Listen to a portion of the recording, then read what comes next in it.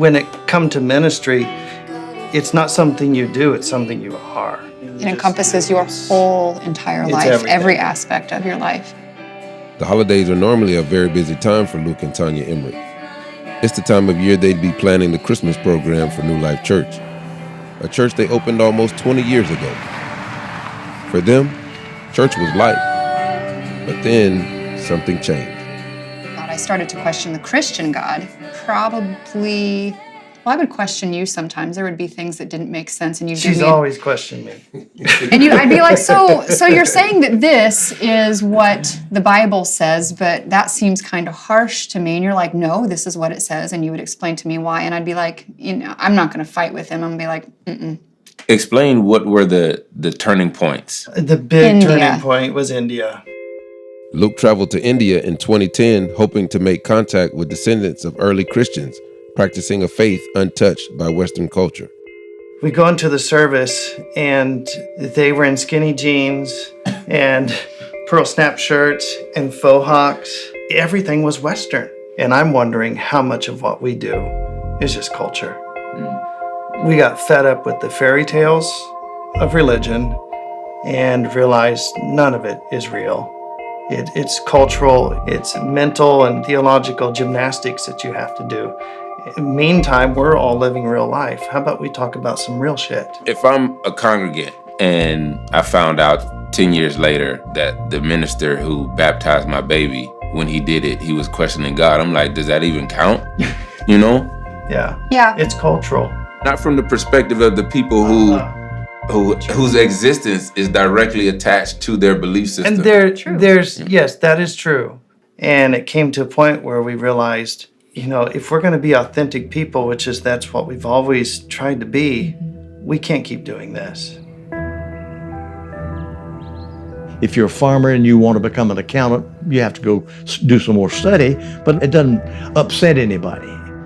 But if you're a minister and you no longer want to be a minister because you don't believe what you once believed, that upsets people terribly, and it makes for quite a difficult transition for the minister.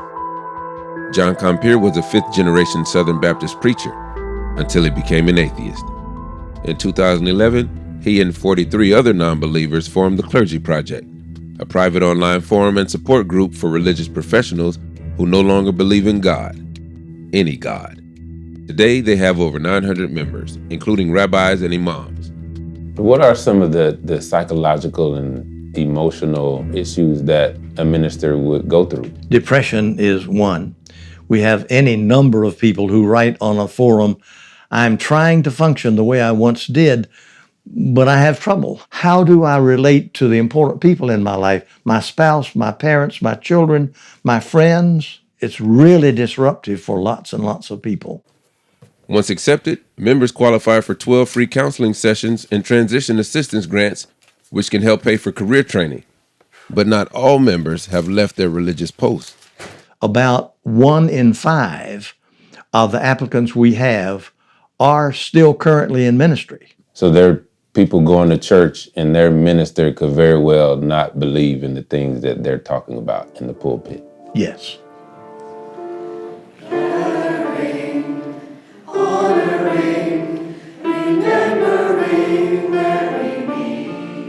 Some ministers, though, manage to have it both ways.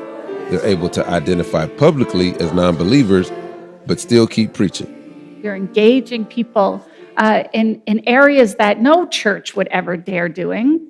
That's what sets us apart. Greta Vosper is an atheist, a member of the Clergy Project, and a current minister with the United Church of Canada, the country's largest Protestant denomination. After removing the Lord's Prayer from service and criticizing the United Church's understanding of Jesus as God, Greta lost a large portion of her congregation. I don't need to tell you how hard it is to go out there and be who you really are in every situation. Go from this place and be present. But while the church began disciplinary proceedings, other new members started showing up. Hi, Greta. How are you? We're trying to be present, right? After a 3.5-year battle, the two parties came to a settlement, which allows Greta to keep preaching. Good to see you. People ask, how are people comfortable there? If they're not hearing you talk about God, how can they be comfortable? If you believe in God, you hear me talking about God all the time, right? I just don't use the word. But Greta, there is a cross outside that's about 25 feet tall. The United Church of Canada is a Christian body. I come in here, I'm going to expect to get some Jesus. I'm going to expect to get some God, and I'm going to expect to hear those names being called. Yeah, you might, but you might come in here and go through an entire service and not realize you haven't heard them. So if someone comes here and then starts realizing it's a little different, do I like this? Am I getting what I want? They may be getting exactly what they want, and they're happy to stay here. If they come and they need that theology, there are dozens of other ones within a square mile of this place, right? Good to see you. My work is to let them know that we're here for them. And I shouldn't have to hand them a glossary of terms so that what I say makes them feel like we're here. Well, this song's probably It's at least 20 years at old. least 20 years old. So when we finally hit that point where we could step away from the church, we felt like we'd found our lives, like we'd been saved. Luke and Tonia have officially left the church and are now both full-time project managers at a commercial interior design company. Their former congregation remains committed to Christ. Luke and Tonia have yet to tell them the whole reason why they left. Do your families know? My family knows. Your family knows. And what about your family? I'd appreciate everyone not telling my family. So You'd appreciate everyone, so your family doesn't know. They know I'm out of the pulpit. The longer I'm out, which is coming up on a year, the more it's going to become an issue. I love my parents and they love me.